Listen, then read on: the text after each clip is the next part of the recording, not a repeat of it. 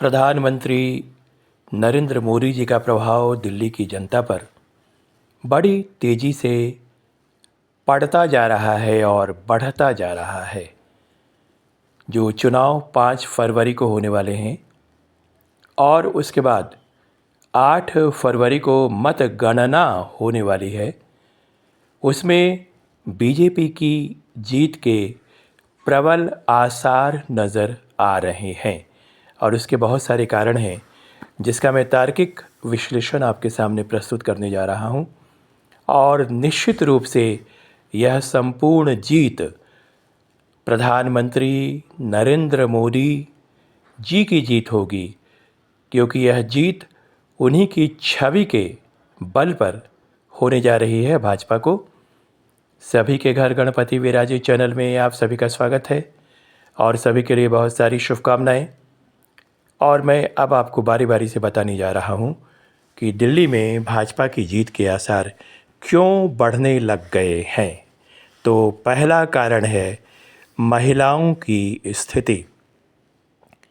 प्रधानमंत्री मोदी जी ने महिलाओं की स्थिति को बड़े नज़दीक से देखते हुए उनमें सुधार करने की इच्छा जताई है, क्योंकि भारतीय जनता पार्टी को पहले पूरा अधिकार आमूलचूल परिवर्तन करने का नहीं था।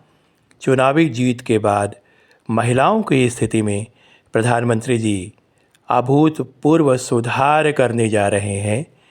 जल की समस्या, महिलाओं के आवागमन की समस्या, इन सबों पर उन्होंने अपना ध्यान केंद्रित किया है और निश्चित रूप से महिलाएं इससे बहुत ज़्यादा लाभान्वित होंगी।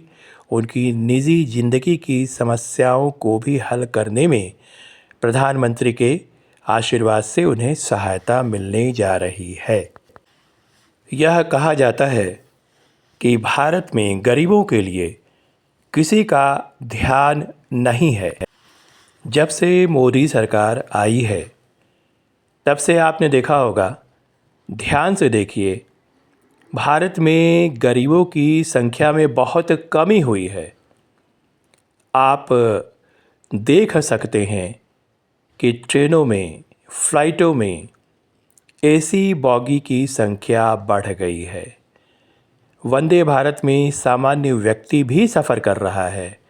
फ्लाइट में जाने वाले लोगों की तादाद में काफ़ी वृद्धि हुई है, जो मोदी सरकार के पहले कभी नहीं देखी गई। तो गरीबी रेखा से ऊपर आने वाले लोगों की संख्या में अभूतपूर्व इजाफा हुआ है। आज की तारीख में गरीबों के नाम पर वोट मांगना ही गलत है। मोदी सरकार ने इस दिशा में बहुत बड़ा काम किया है और बहुत सारे गरीबों को वह गरीबी रेखा से ऊपर उठा चुके हैं। और आने वाले दिनों में मोदी सरकार भारत के सभी गरीबों को इस हद तक तो ले ही आएगी कि उन्हें निजी ज़िंदगी में आर्थिक परेशानी नहीं होने जा रही है। लोग यह कहते हैं कि गरीबों पर ध्यान नहीं दिया जाता है। आप खुद देखिए आँख उठाकर कि गरीबों की संख्या अब धीरे धीरे कम रही है या नहीं। सबसे बड़ी बात यह है कि मोदी सरकार में आम जनता सुरक्षित है। जिस किसी ने अपराध किया हो, सरकार की उन पर नज़र रहती है। सबसे बड़ी बात यह है कि समाज के अराजक तत्व पहले जिस तरह से जनजीवन को असामान्य कर दिया करते थे, वैसा मोदी सरकार के आने के बाद बिल्कुल नहीं हुआ है। और रात में भी बड़े आराम से लोग निकल सकते हैं। सुरक्षा व्यवस्था चाक चौबंद है और मैं इसमें अपनी बात नहीं कह रहा हूँ। जनता अपने इतिहास को उठाकर देख ले कि आज से कई वर्ष पहले क्या ऐसा संभव था। अभी की तारीख में यातायात के साधनों में वृद्धि हुई है। जहाँ जहाँ भी मोदी सरकार है वहाँ की सड़कें देखिए, सड़कें बेहतरीन बन चुकी हैं।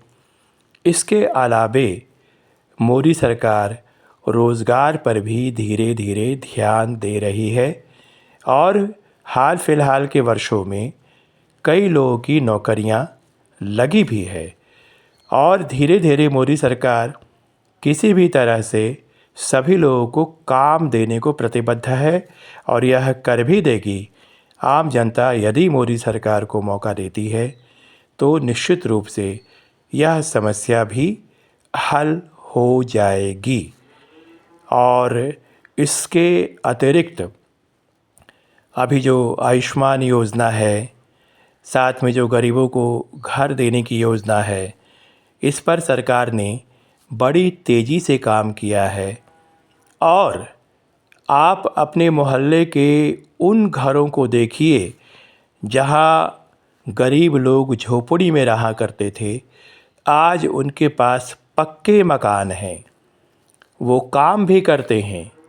सरकारी तौर पर जो उन्हें मिलता है अनाज वगैरह, उससे भी बड़े खुश हैं। उनके साथ सबसे बड़ी समस्या यह है कि सरकार ने उन्हें अनाज देकर के एक तरह से निश्चिंत किया है। वो काम में मन लगाते हैं, उन्हें चिंता नहीं रहती है कि घर जाऊंगा या घर जाऊंगी तो क्या खाना होगा। बड़े मन से काम करते हैं और आपको जानकर आश्चर्य होगा कि सभी मोदी जी का गुण गाते हैं, क्योंकि उनके घर में अब यह समस्या तो बिल्कुल नहीं रही कि शाम में जाने के बाद चूल्हा कैसे जलेगा। तो यह बहुत बड़ी एक समस्या थी इस देश की, जिसको मोदी सरकार ने हल किया है। और जहाँ तक उनके ऊपर आरोप लगने का सवाल है, तो मोदी जी पहले भी फ़कीर थे, आज भी फ़कीर हैं। वो अपने लिए नहीं, देश के लिए जीते हैं। और जो कुछ भी सुविधाएं हैं वह सरकारी सुविधाएं हैं, उसका कोई मोल नहीं है, व्यक्तिगत इनका कुछ भी नहीं है।